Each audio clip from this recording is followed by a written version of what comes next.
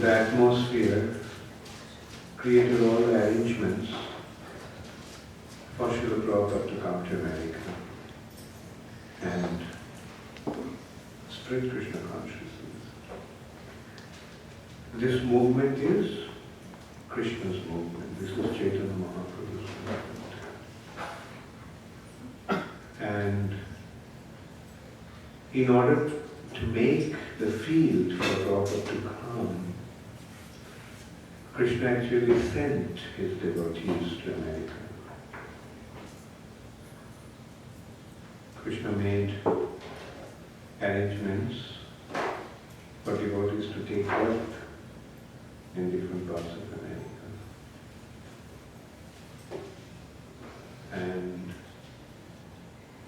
And that's why when Srila Prabhupada came, these young boys and girls, they just came to Srila Prabhupada to help him.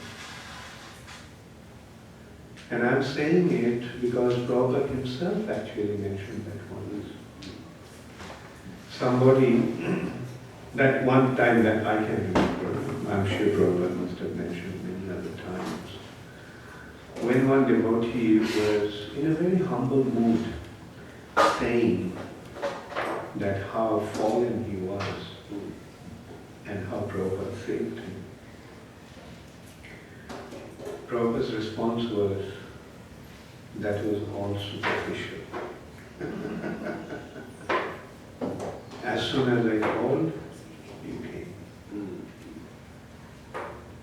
So that apparently fallen condition of that devotee or those devotees was just a superficial thing. They just responded to Srila Prabhupada as soon as he came. If this was not Krishna's arrangement, how could Krishna consciousness movement spread in this way all over the world in just 10 years' time? Prabhupada started his preaching in 1966, and by 1977, what Prabhupada had achieved is an impossible thing. If we take note, if we just go back to that period, then we can see at the age of 70, Srila Prabhupada came to America. Prabhupada actually did not have any idea where he was going to stay, where he was going to go.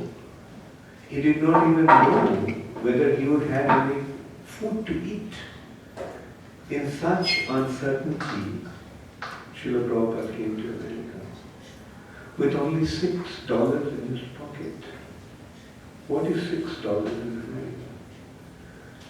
I mean, we can see what an amazing risk Prabhupada actually took. And that shows that Prabhupada is a pure devotee. What is the symptom of a pure devotee? The symptom of a pure devotee is simply dependent upon Krishna. He simply depends upon Krishna. That is his purity. And this is how we see how Prabhupada depended upon Krishna.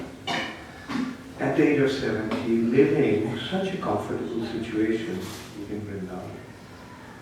I mean, to have a place in Radha Damodar temple next to Rupa Goswami's Samadhi, I mean, this is the most desirable thing for any Vaishnava. To be in Vrindavan, in Radha Damodar temple, next to Rupa Goswami's Samadhi, just that is where you are. And that situation, Prabhupada just left and decided to come to America. Through so much uncertainty, like Prabhupada came in a cargo ship. Prabhupada came in a cargo ship, not a passenger ship. I remember last year we were in a cruise for 9 days. You know, it was really a 5-star hotel in the middle of an ocean. And still we were feeling uncomfortable. We were having seasickness. I mean, so much so that Radha Maharaj left, after 2 days before the thing ended, the cruise ended. He couldn't take it anymore.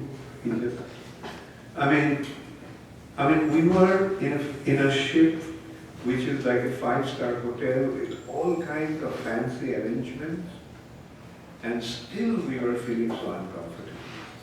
And Srila Prabhupada was in a cargo ship.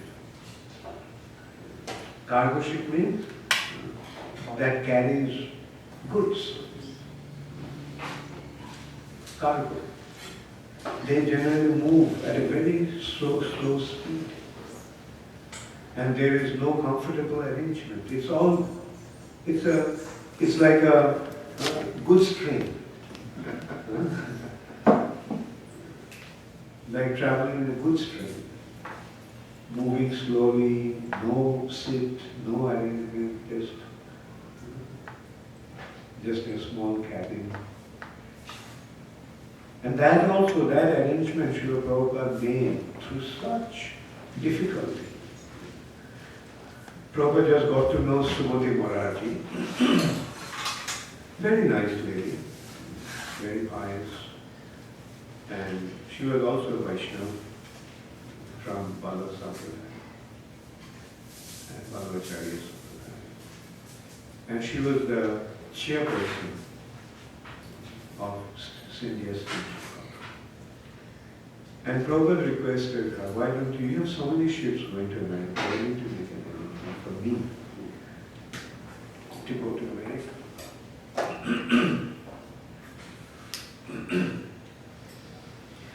And she was absolutely reluctant to let Prabhupada go.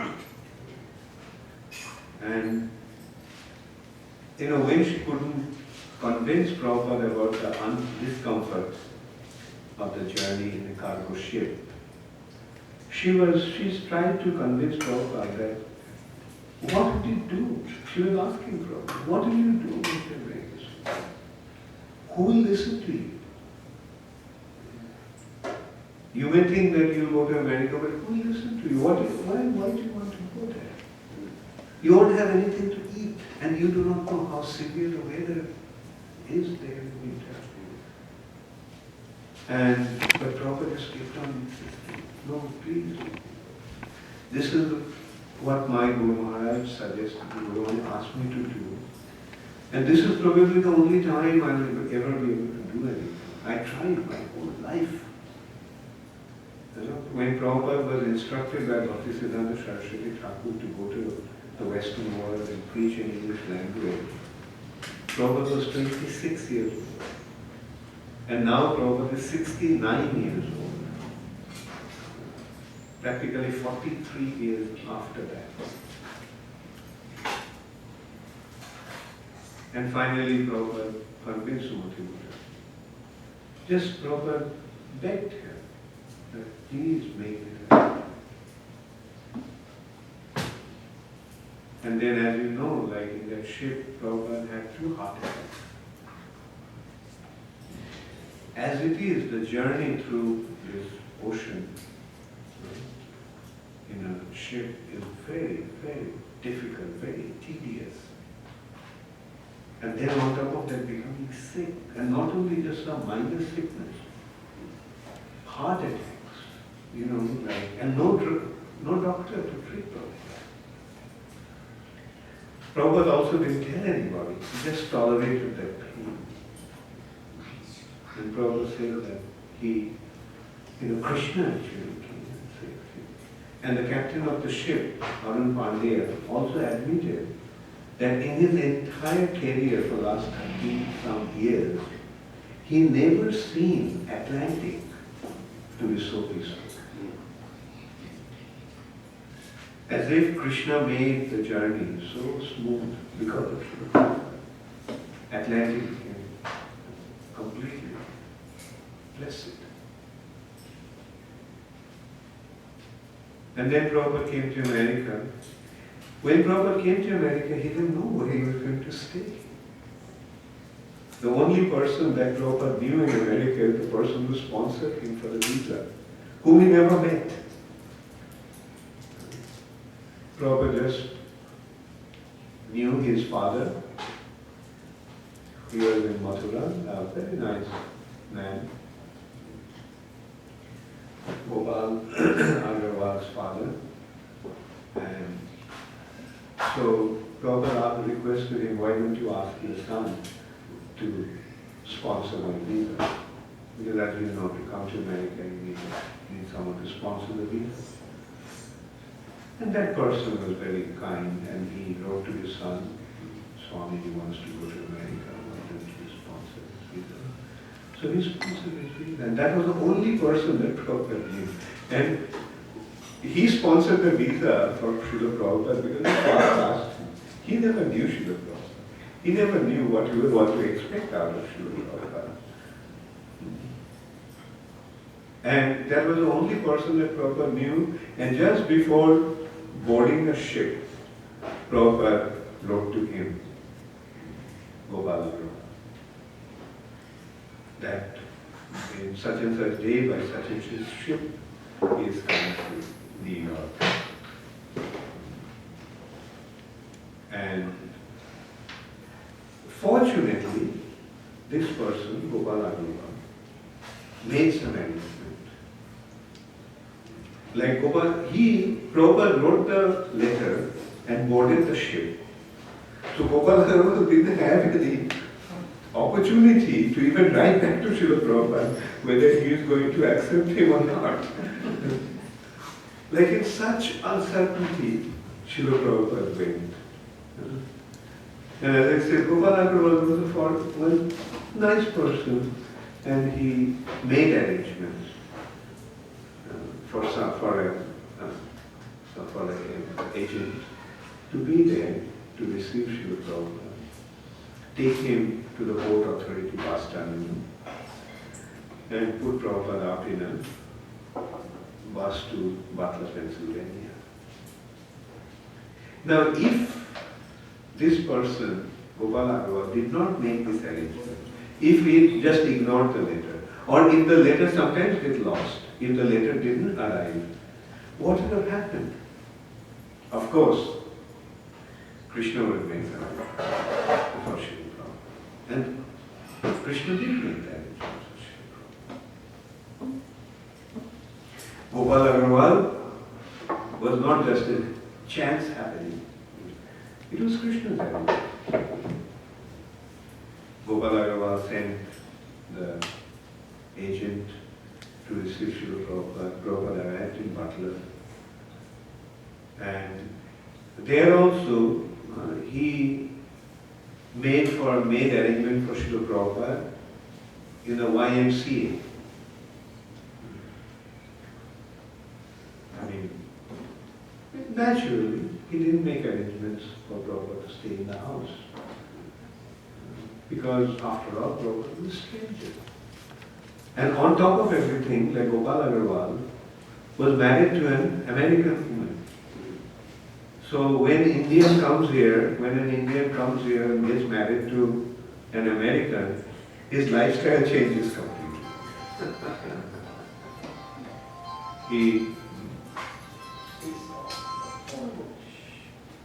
His lifestyle, and obviously, I mean, although he may have been a vegetarian before, being from Mathura, he may have been a vegetarian, but after coming to America, he was not a vegetarian. And especially when you get married to an American wife, like, unless, I mean, nowadays, of course, American Hare Krishnas are different. But those days, like, for an American girl, it's no question of becoming a vegetarian. But she was nice, Sally. She was a nice person. She knew that Prabhupada was a sadhu, so they made separate arrangements for Prabhupada's cooking. And they received Prabhupada. And naturally, in the course of time, as Maharaja was saying, Just by coming in contact with Srila Prabhupada was an experience. Like it is actually a life-changing experience to come in contact with Srila Prabhupada. One can see, as they say, darshane povitra varveitoma gun. Just by giving darshan, you purify a living entity. I mean, that was quite apparent with Srila Prabhupada. Like just by Srila Prabhupada, just by coming in contact with Srila Prabhupada, people changed. I think something is wrong with the sound.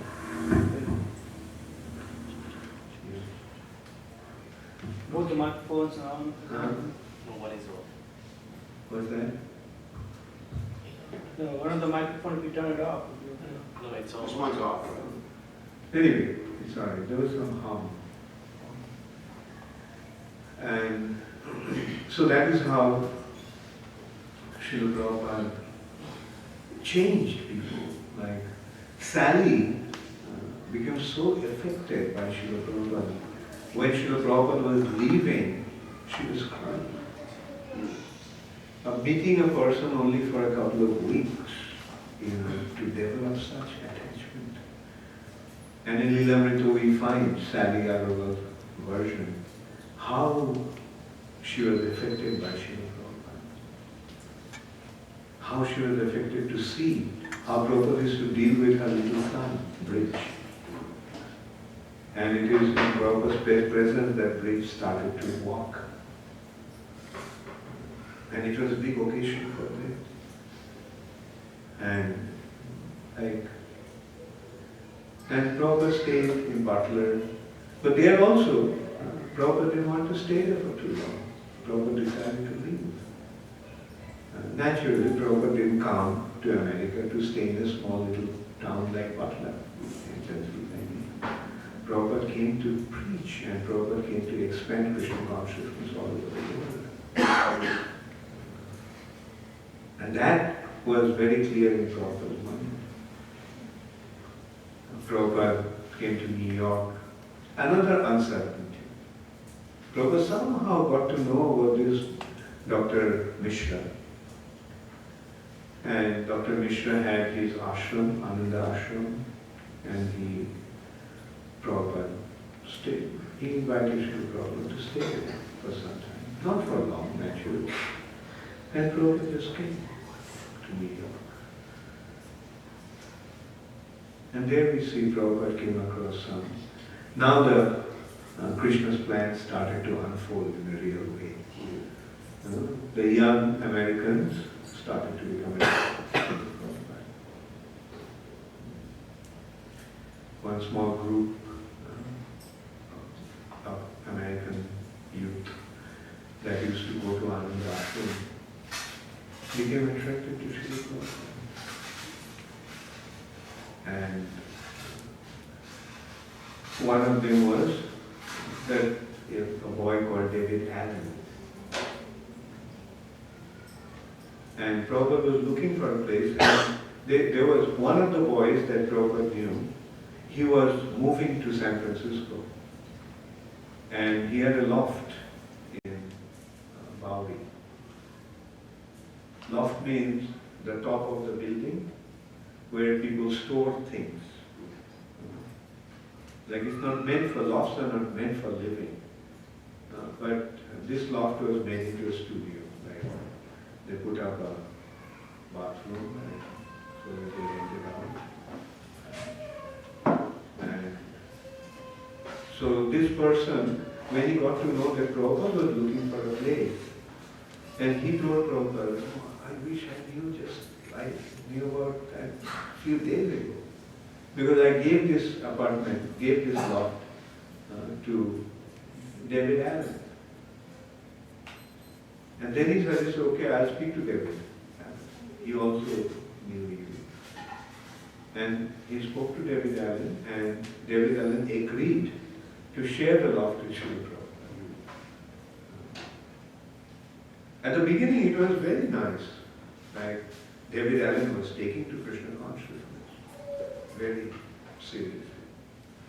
And Prabhupada even wrote to one of his godbrothers that most really David Allen would be his first American disciple. But unfortunately, David Allen went back to LSD again. In those days, many of these young boys were taking LSD. That was the thing to do those days. And when David Allen got back into that, he started to become more and more negative about Srila Prabhupada. And he started to become antagonistic. And at one point when he was tripping on LSD, he lost his senses and he went to attack Srila Prabhupada. Can you imagine a 70-year-old man climbing down the stairs, running down the stairs just to avoid being attacked by this crazy boy? Cross comes to the street. No, only place where he was living, that place also is not gone. Like sometimes we become so overwhelmed with our own difficulties. But when we see what people have gone through, like everything becomes so easy for us. Like we think we are facing difficulties. I mean, it's because of Prabhupada, we are actually living in paradise. Wherever we go, we have so many wonderful arrangements. Like I came here yesterday, so many of you went to receive me at the airport. Then I come to the temple, give me big Guru Puja and all that. You know, when Prabhupada came here those days, no one was there to do that kind of treatment. Rather, the only place that Prabhupada was staying here, Prabhupada was driven out of that place. One of the young boys that Prabhupada knew, and Prabhupada liked him very much, and that boy also became very attracted to Srila Prabhupada, is a young boy called Michael Grant. So Prabhupada called him and told him what happened. He also knew, they're all from the same group, David Allen, Michael Grant. So he could not accommodate Prabhupada in his place, but he arranged for Prabhupada to stay with one of his friends. For the time being, Prabhupada stayed with a friend of his. And then Michael Grant, who later on became Mukunda Maharaj, he is the one who actually got this place, 26 Avenue. And he got this another apartment just behind that storefront. And there Krishna consciousness movement started. Previously the name of the store was a matchless gift. Prabhupada asked him to keep that. Prabhupada came to give a matchless gift.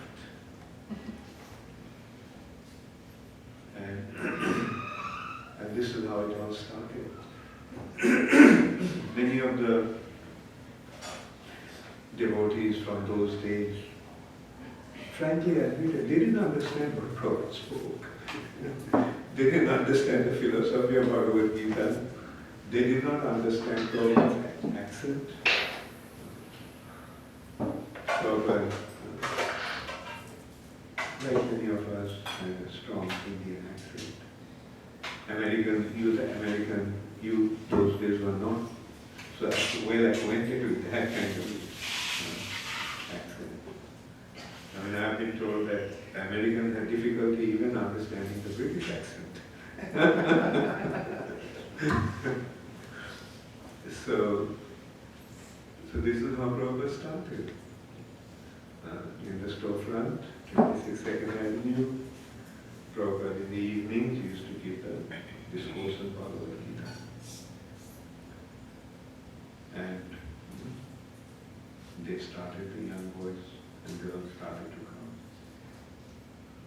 Like those who became very attracted to Srila Prabhupada and started to help Srila Prabhupada was Charan Swami and his group. In that group there was Charan Maharaja was there, Achyutananda Swami, then Umapati Maharaj, and a few of them, they became attracted to Srila Prabhupada. Then Brahmananda Prabhu came and joined. He didn't belong to that group. He was different. He was a school teacher and he was very much affected by, attracted by or influenced by Indian philosophy, Bhagavad Gita. And he was planning to go to India. And one day Brahmananda Prabhu told me about his first meeting with Srila Prabhupada. So he saw that Swami giving class on Bhagavad Gita. And so he thought of meeting the Swami. So one day he got an appointment with Srila Prabhupada, so he came to Prabhupada. And he, in order to impress upon Srila Prabhupada, he said, Swamiji, I also read Bhagavad Gita. And he pulled out the Bhagavad Gita that he was carrying. So then Prabhupada told him, okay, open it. Open any page. So he opened the page. Then he said, read. So he did. Then Prabhupada said, now close the book. He closed the book. Then Prabhupada said, now tell me what you understood. And he realized that he didn't understand anything. He's reading Bhagavad Gita, but he didn't understand anything. And that's what Prabhupada pointed out. Just reading Bhagavad Gita you won't understand. To explain Bhagavad Gita to you, to reveal Bhagavad Gita to you, you need a teacher, a guru. And he was very impressed with that.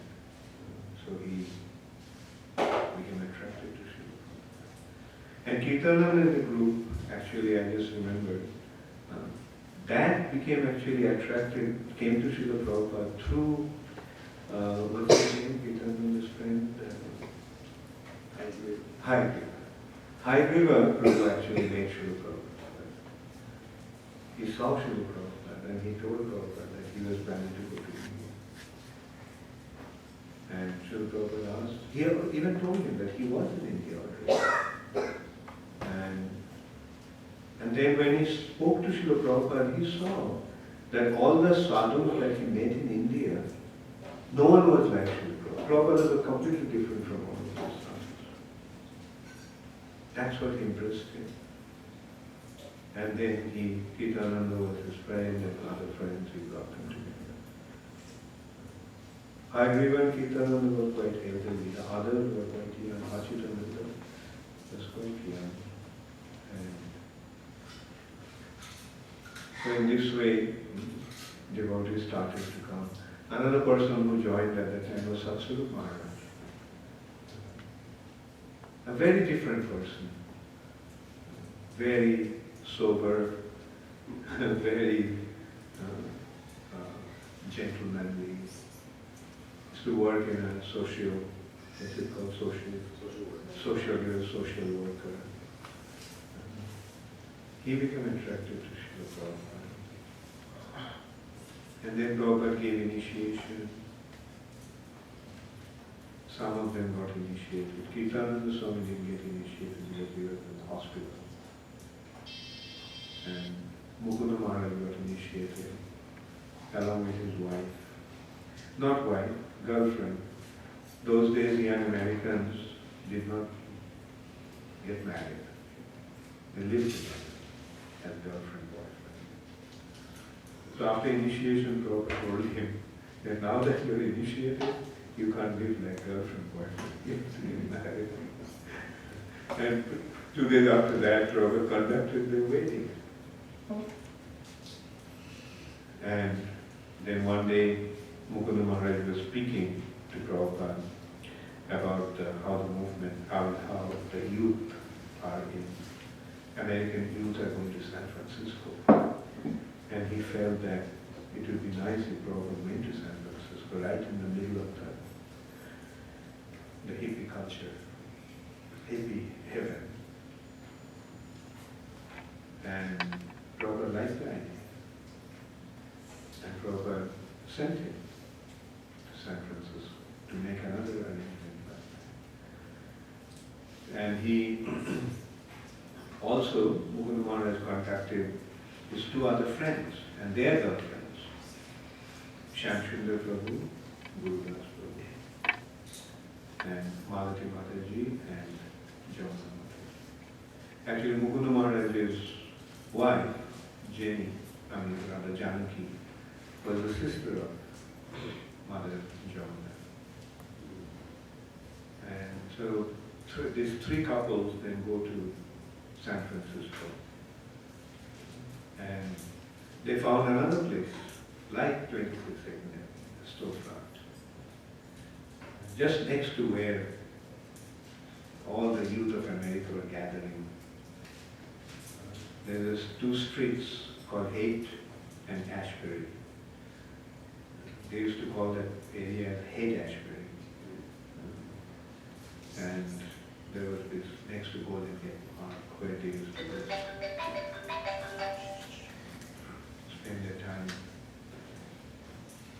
And then Prabhupada goes to San Francisco, and these three couples made all kinds of arrangements for Srila Prabhupada.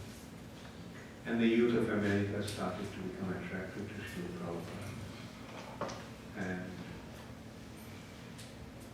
then all kinds of amazing things started to happen. One of the amazing things that happened at that time was appearance of Lord Jagannath. One day they got Srila Prabhupada one small murti figurine. And when Prabhupada saw that, Prabhupada just offered obeisance. They were surprised. What happened? They just found that thing, they thought it was looking cute. So they thought of giving Prabhupada as a gift. But who that was? Jagannath. Lord Jagannath. Then Prabhupada asked him, was there any other such thing? They had two others were there. Then Prabhupada said, get them. And this is how Jagannath, Baladeva and Subhadra appeared. And then Shamsundar Prabhu knew how to carve, wood carving. So when Prabhupada got to know that, Prabhupada said, can you make this in a bigger form out of wood? And Shamsundar Prabhu did that. He carved Jagannath, Baladeva, Subhadra, big deities. And those deities were established in that storefront.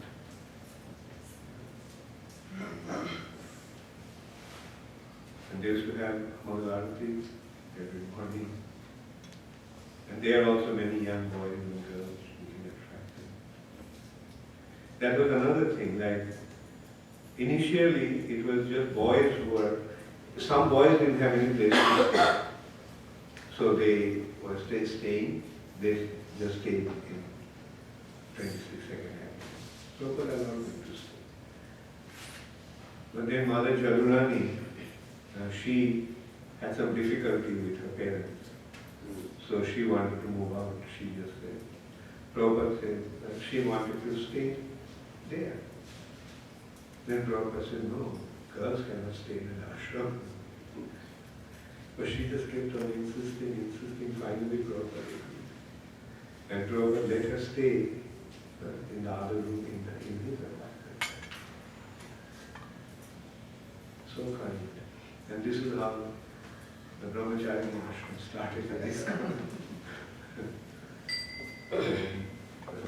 So the boys and girls, Prabhupada saw in America, you can't segregate. Like boys and girls are striding side by side. So Prabhupada allowed the girls also to join. And in this way many girls came also. And one day Prabhupada saw that Jagannath is missing. So Prabhupada asked, what happened? Where is Jagannath? They said devotees took Jagannath to Golden Park. So Prabhupada immediately went there. And initially Prabhupada was quite annoyed because they whimsically took Jagannath out of the temple. Prabhupada said, you can't do that. But when Prabhupada saw that these devotees were dancing and chanting around Jagannath, Prabhupada's heart melted. And then Prabhupada said, if you want to take Lord Jagannath out, there's a way to take Jagannath out. And that's how the Rathidastra festival started. So in this way we can see how wonderfully Krishna's plans were just unfolding through Srila Prabhupada, and Krishna consciousness movement started to be established. And the youth, American youth like the Krishna Maharaja, offered everything to Srila Prabhupada. They left everything and came to Srila Prabhupada and dedicated themselves to spread his mission. And these young boys and girls took up so much responsibility to spread Krishna consciousness all over the world. And so that's what I was saying, that it is Krishna's arrangement that he sent. Like he made these devotees to take birth in America. They are not ordinary living entities, they are very special souls. Prabhupada himself also admitted that Bhakti Siddhanta Saraswati sent his disciples. Prabhupada was addressing his disciples and he said, my Guru Maharaja has sent you as his students.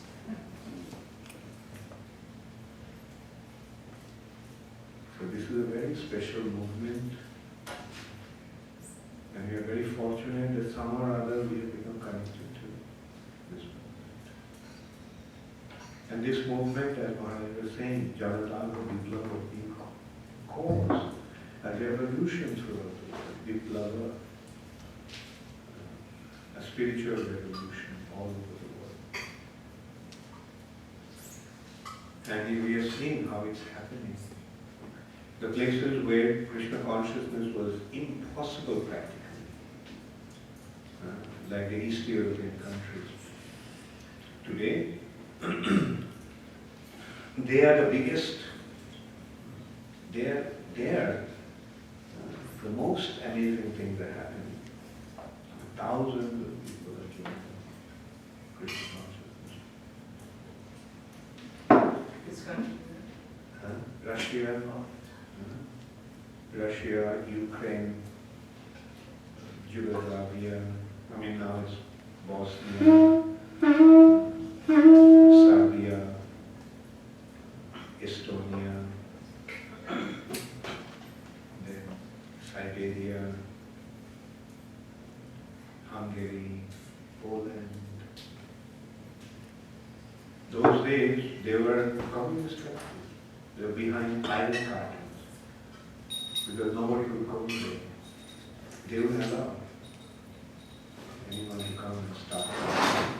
Jai Shri Radha Maharani, Jai Shri Jagannath Baladev Subhadra Maharani ki, Jai Shri Shri Gaunitai ki, Om Prema. So in this way, and yes, as I was saying, that actually there was a very critical phase for us in ISKCON. That phase was after Srila Prabhupada left. Actually, any spiritual organization faces the difficulty, or rather every spiritual organization faces the difficulty. Like a spiritual, charismatic, powerful spiritual personality establishes his mission. But when he leaves, when he dies, the institution falls apart. In most cases, that's what happened. And in ISKCON also we felt a similar such crisis. But by Krishna's mercy and by devotees' sincere endeavor, by sticking to Srila Prabhupada's instructions, through the concept of collective management, through the GBC, like ISKCON has been able to overcome that very, very difficult phase. And 35 years after Srila Prabhupada's disappearance, ISKCON is still going strong and getting stronger and stronger. So that's a very good sign. 35 years after Srila Prabhupada's disappearance, ISKCON is still there. And that is because of following Srila Prabhupada's instruction. Prabhupada told us to manage the institution collectively, as opposed to making one person the head of the institution. Prabhupada pointed out in Oriya, they made the same mistake. They made that mistake. They made one person the head, and when that person had spiritual difficulty, everything collapsed. Whereas in ISKCON, although many senior devotees had spiritual difficulty, but ISKCON is still going strong. Because it is based on the ISKCON is being managed and maintained by a concept of collective management. Individuals may have difficulty, but this collective concept of management is protecting us from that difficulty. It is not depending, this institution is not depending on any one person's charismatic leadership. This institution is being maintained by the loyal followers of Srila Prabhupada. And in this structure, there is one leader, and that is Srila Prabhupada. And that is how what we have to actually hold on to for time to come, for thousands of years to come. In ISKCON, Prabhupada will always be the spiritual head. And all those who will be managing ISKCON will become loyal servants of Srila Prabhupada. And that is what ISKCON will keep on expanding through the collective concept, collective endeavor for management. So now you all become serious. Accept the responsibility to spread this movement. Do not just become caught up just by earning money and maintaining yourself. With whatever means you have, whatever ability you have, with that ability try to spread this movement. There is no need to think that, oh, what can I do? I am so insignificant. No, drops of water make the ocean. So everybody has something to contribute. And that contribution is towards expanding this teaching mission. Take up this mission seriously. Become serious. We have a leader like Srila Prabhupada. And if we commit ourselves to Srila Prabhupada's mission, spiritual sky, the doors of the spiritual sky will open up for us. We do not want to rot here forever, life after life. We have been doing that. Now let's dedicate this life in Srila Prabhupada's mission.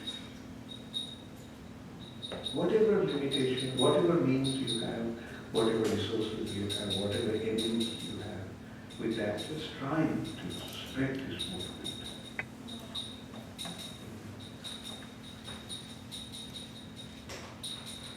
All right? Become serious, take out this mission and move this and push this movement forward.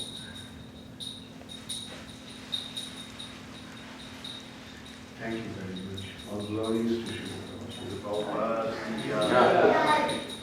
Gaur Premanande. said it. Well, Prabhupada said it, but more important, or most important is Chaitanya Mahaprabhu said it. Right? Chaitanya Mahaprabhu said that this movement will spread in every town and village, all over the world. Now, will Mahaprabhu's words go in vain? Cannot. So that is the thing. Right? It will happen. Prabhupada had that implicit faith. Bhakti Siddhanta Saraswati Thakur had that implicit faith. Bhakti Vinod Thakur had the implicit faith. So this is how the pure devotees have implicit faith in the words of the personality of Godhead. And with that conviction, they keep on acting. Prabhupada didn't have the slightest doubt. And as we were saying, like from Prabhupada's own point of view, when Prabhupada was in New York City, he used to go for a walk in a park. And one day, Prabhupada just came to New York 3 days ago. And Prabhupada was sitting on a bench. And another gentleman came and sat next to Srila Prabhupada. Out of curiosity, he started to speak to Srila Prabhupada who he was. And Prabhupada started to tell him that he had many temples and he had many followers. And Prabhupada just to graphically describe what he has. And the man was surprised. He said, "You said that you just came the other day. So how can you speak like this?" And then Prabhupada said, "Yes, they are there. Only time is separating us." Only time was separating. So in Prabhupada's mind it was clear what would happen in due course of time. That will become manifest to our vision. They are manifest already in Prabhupada's vision. But to our vision, it will become manifest in due course of time. Yes. Although there are different stages of devotional service, Anartha Nivritti, then Nishtha Bhakti. But after Nishtha Bhakti, some of us have gone back to Anartha Nivritti or even lower, Bhajana Kriya. But is there any hope for us? No, you Can see, you answer that? Yeah. No, right. First of all, you weren't on Nishtha. That's the point. Vishwanath Chakravarti Thakur describes Nishtha has two aspects to it. One is the aspect dealing with your sadhana, and the other aspect is the aspect dealing with the rest of the day. So what happens is that if you're not steady in both aspects of your life, the sadhana and the rest of the day, then you're not really on the platform of Nishtha. You think you're on the platform of Nishtha, but you're not on the platform of Nishtha. And even if you have good sadhana, because throughout the rest of the day, you're maybe taking bad association, or as Prabhupada said about his disciples, he said they'll eat any damn thing. You understand what I mean? In other words, their eating habits are such that they're eating food either cooked by non-devotees or listening to things by non-devotees, and Krishna says to eat the Karuna Guna Sangasha Sadasana Jonishu, that the cause of the living entity's entanglement is Guna Sangha, associating with the modes of nature. So therefore, you weren't a Nishtha, and you weren't acting properly, and you weren't careful. Like Prabhupada, another thing Prabhupada said is that, especially about, he said, you Western boys and girls are not enough afraid of Maya. But that also applies to those of you who come to America. You're not quite ABCDs. You know what ABCD is? You know, ABC is an American-born confused Asian. You're Indian-born confused Asians. IBCDs. As you come to America and you're getting attracted by some of the allurement here, you know, we Westerners, Prabhupada was very scared of us getting attracted to what he considered to be hippie seeds. It was was interesting in the beginning days of the movement. If a devotee even had more than 2 weeks of growth on his hair, on his head, Prabhupada said, "You're growing hippie seeds again." Because Prabhupada was very, very cautious about that. So that was the danger from to the initial group of devotees. But for the devotees who come from India, you get so much allured. I mean, for example, sometimes I'm giving a program, and I ask the people, devotees generally, who here has been to Disney World? Everybody raises their hand. And I say, who has been to Disney World twice? Everybody raises their hands. Who has been to Disney World 3 times? 99% of them raise their hands. So that's more than the Americans. I mean, the Americans go once or something like that, and that's it. It's pretty boring. So you get lured by this easy Western facility, which is actually makes people more miserable.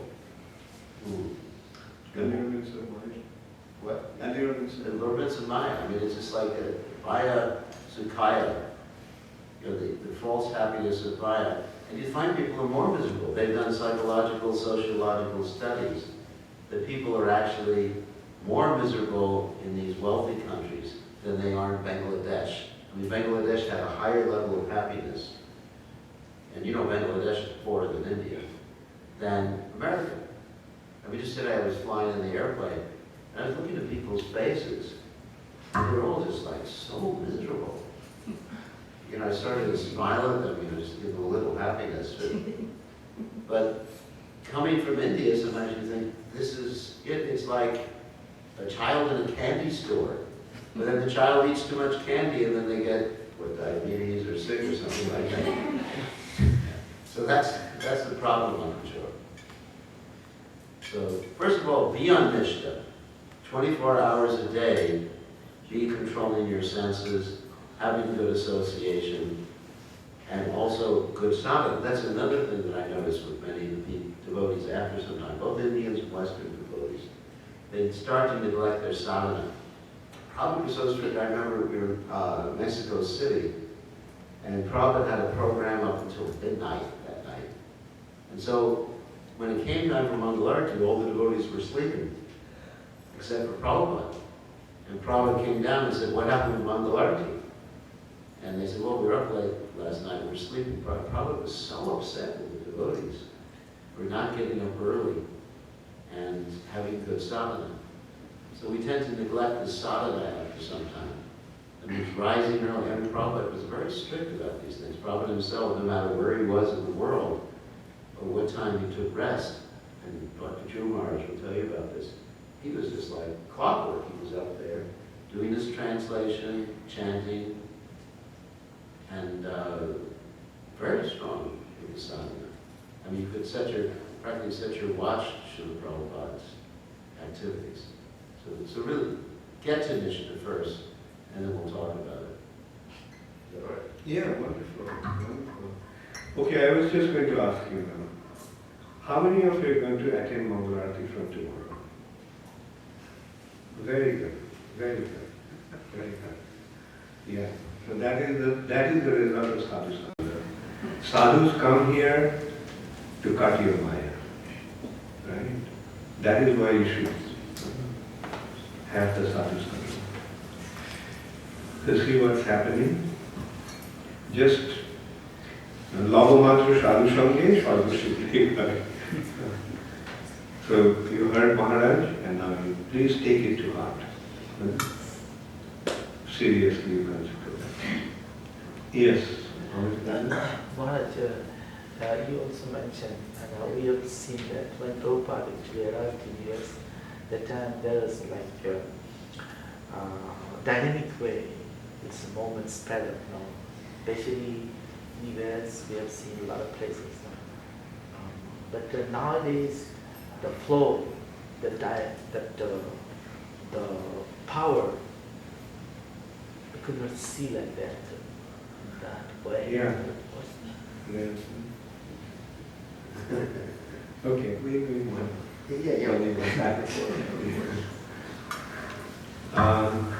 Good point, very good point. You see, there are various reasons. One reason is, you see, after Srila Prabhupada left, our movement has gone through a lot of difficulties. And one of the outcome of the difficulty was that many senior devotees left the movement. And as a result of that, there is a lack of senior devotees in our movement. Those days, there were so many very qualified devotees in ISKCON.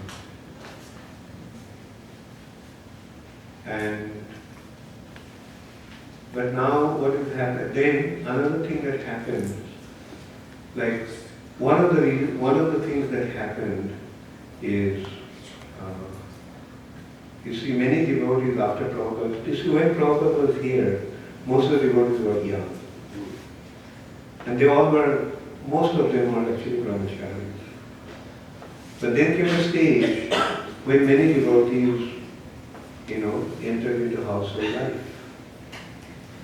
And when you enter into household life, then you cannot really give that kind of time to the movement. When you're a brahmachari or a sannyasi, then 24 hours for Krishna. But when one enters into household life, gradually what happens, they can barely give 2-3 hours a week for Krishna. Right? Only on Sundays they come and spend a few hours. Prabhupada wanted all devotees to be centered around the temple. During Prabhupada's time, Prabhupada did not really want devotees to have, even householder devotees, to have their own deities. And Prabhupada said, if you want to have your own deities and your own deity worship, then why am I establishing this temple? So this is how, you see, the involvement of devotees started to diminish. And so this is one aspect, many devotees left. And now I'll go to the main point.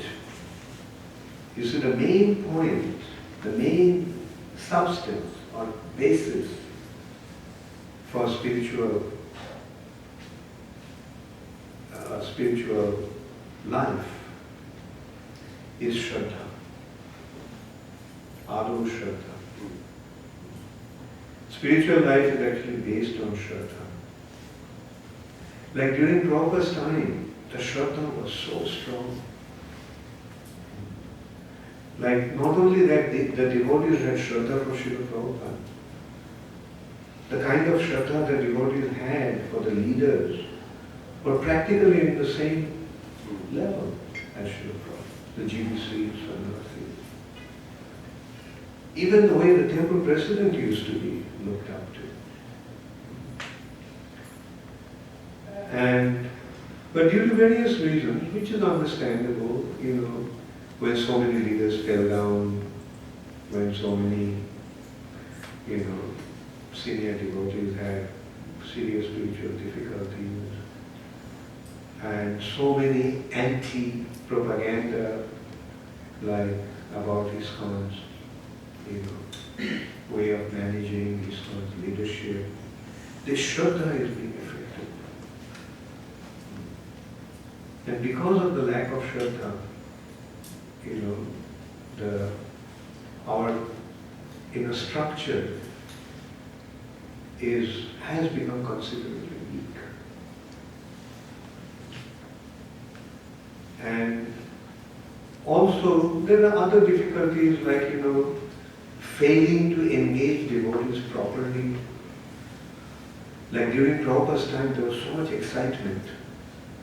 Devotees were excited to go to different places and open temples or join different temples and become seriously involved and like go out, distribute books, like go out in Sankirtan, go out and preach.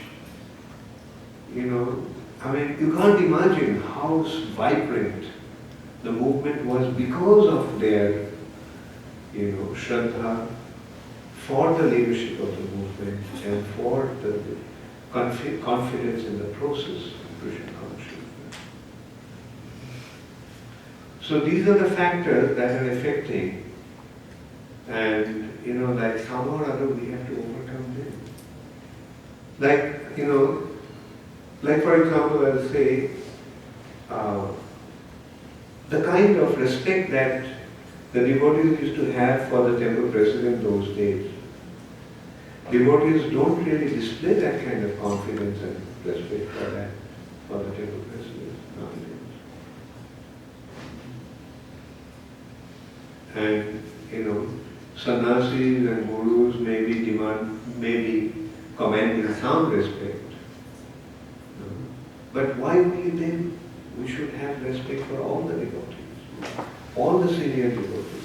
Like those days, if somebody joined the movement 6 months before us, he was treated as a senior devotee. If someone was in a responsible position, well, he was worshipped. So like that, these are the things that are very, very essential in both ways. On the part of the leaders, they have to make arrangements to inspire devotees, facilitate devotees to achieve something wonderful for Srila Prabhupada. And on the part of the junior devotees, following devotees, they have to have the confidence that these are our leaders and we have to follow them with full conviction.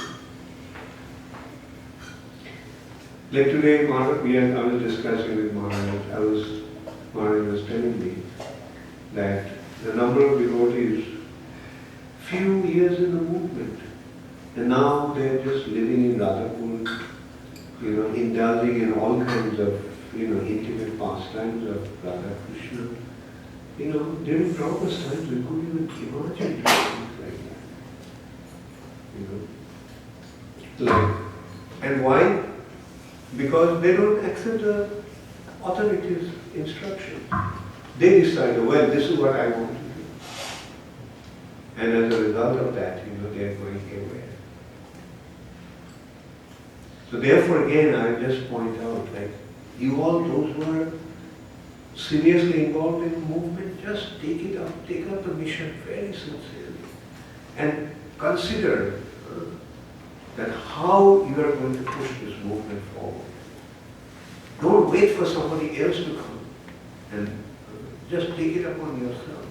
What can I do to spread this movement? Go out, distribute books, go out, preach. Go out in Harinam Sankirtan. And this is what is going to bring newcomers to come. Last time I was here, I just noticed one thing, I observed one thing. I'm just being, since you are asking, I think it's my duty to be frank with you. In the Sunday feast, I saw, there must have been about 200-300 Western students taking prasad. Now they're coming to our temple, but why they are not accepting Krishna consciousness? They're coming to the Sunday feast, but they don't come to the class to listen. Now what is the most important thing? Prasad will have its effect, no doubt about it. But the spiritual process is Shravana. If you don't hear, you are not going to make headway.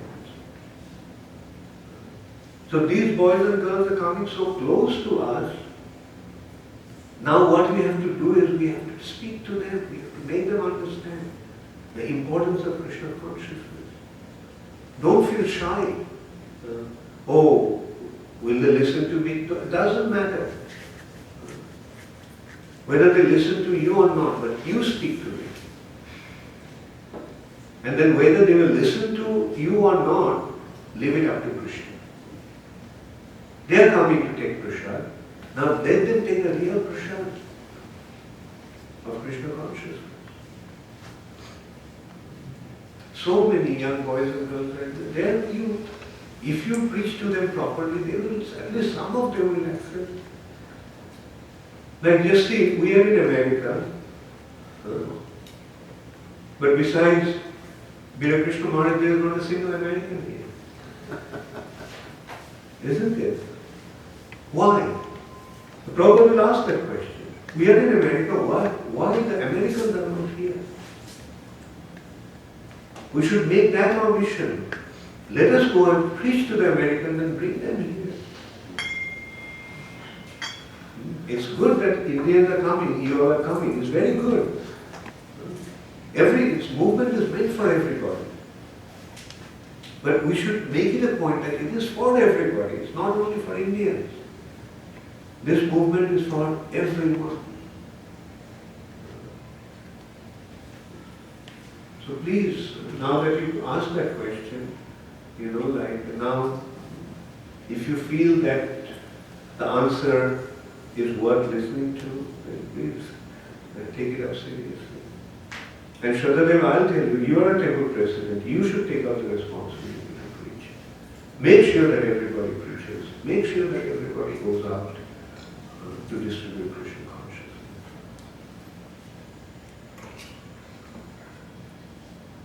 Like, make arrangements, like the boy, why not invite the senior devotees? Like there are many proper disciples that we saw today. And, if these young boys, young students, American students, if you feel that they won't take our preaching that seriously, these American senior devotees to come and preach to them. Make arrangements like that. Make it, because it's our responsibility to spread the movement. Let's take up this mission very seriously. Do you want this? Great job.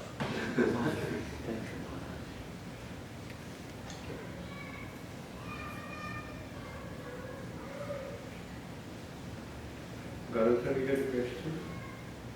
I got the answer already. I have the same question. What you have said.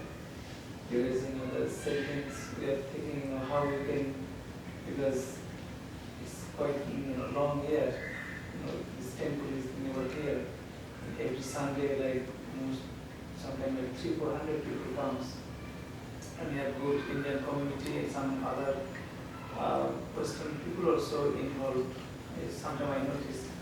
But nobody is in the, full devotee or taking initiation or following the older principles. Anyway, so today we asked how many of you are going to attend Marathi from tomorrow? Not just tomorrow. Tomorrow is wishing each other.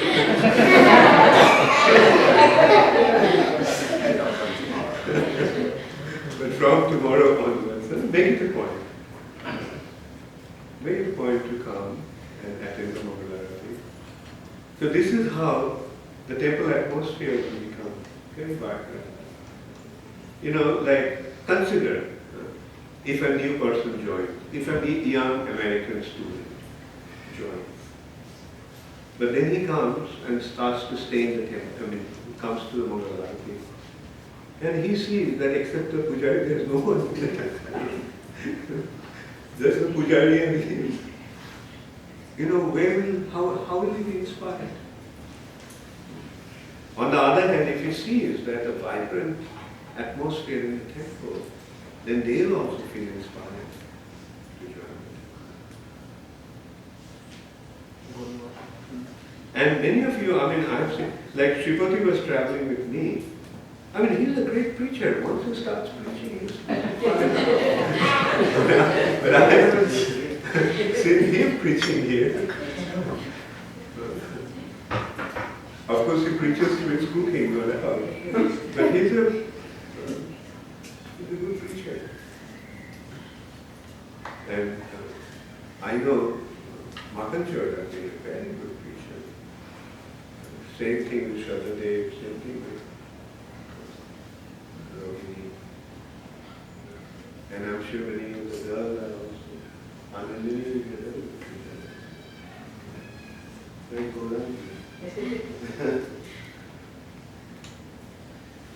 So don't feel shy about preaching. You know what Prabhupada used to say?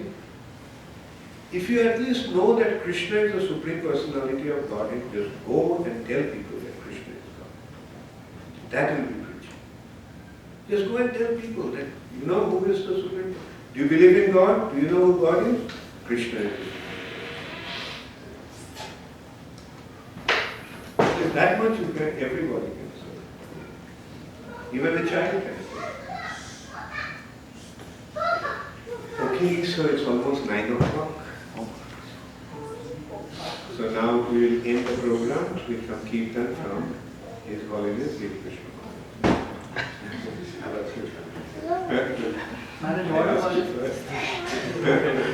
Very short.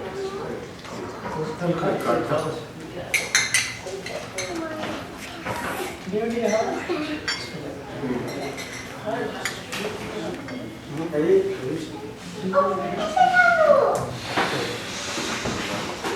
you broadcasting on Mayapur TV or? Yeah. Yeah, that's what I'm thinking. How many people are watching? Suman, how many were? About 10. 10. That's all. Prem, he didn't announce it. What you have to do before you broadcast,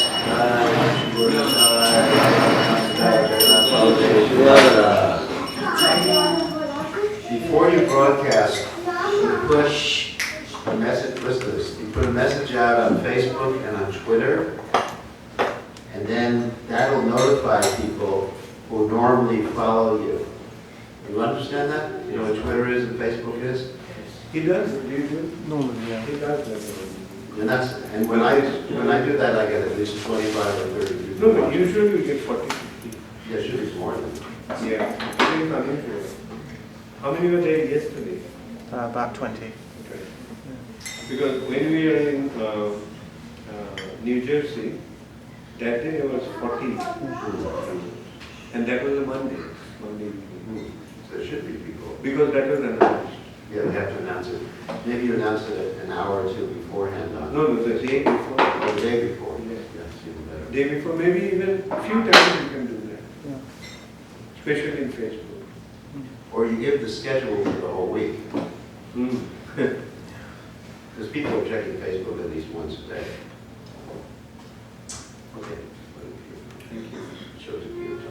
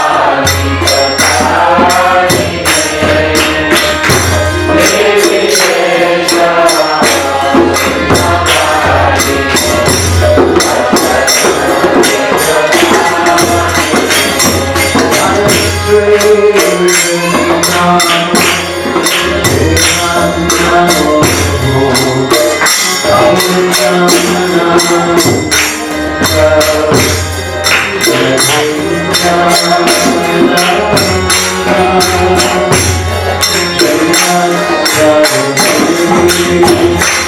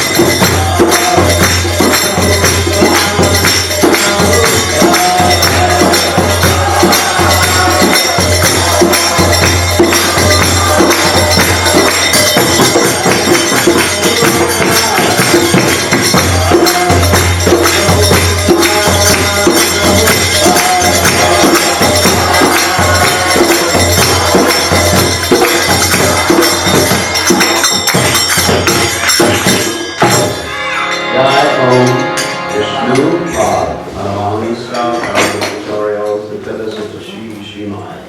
His divine grace of Charan, Bhaktivedanta, Swami Srila Prabhupada, ISKCON founder Acharya Srila Prabhupada, Ananda Gauti Vaishnava, Acharya Srila Haridas Thakur, Pranseho Krishna Chaitanya, Prabhu Nityananda Shri Radha Shivasti Gaur Bhaktivedanta, Shri Radha Krishna Prabhupada Sayam Kunda, Radha Kunda, Giri Gaudan, Vrindavanam, Charan, Deepam, Right of the Song, Shrimati Tulasi Devi, Samveda Bhakta, Gaur Prabhupada Hari.